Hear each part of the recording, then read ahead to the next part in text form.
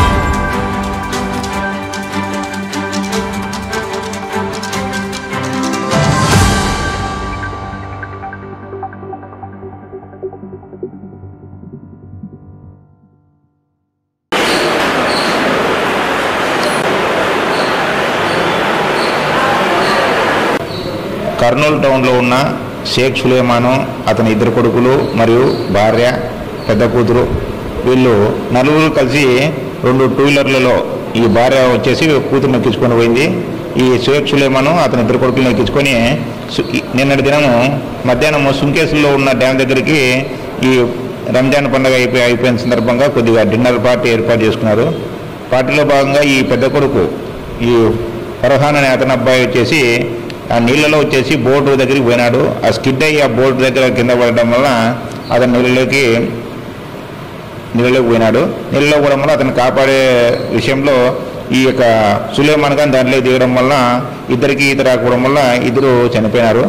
ఈ ఇద్దరు నీళ్ళలో పడిన చూసి చిన్న కొడుకు కానీ దాంట్లో పోయింటే అతను కానీ ఈత రాక వీళ్ళు ముగ్గురు చనిపోయినారు. గూడూరు పోలీస్ స్టేషన్ సంబంధించినది ఇది సుంకేసుల డ్యామ్.